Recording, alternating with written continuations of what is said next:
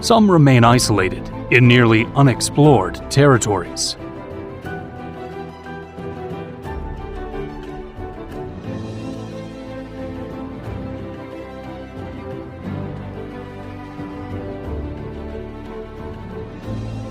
Many appear as if they belong to magical, fantastical worlds.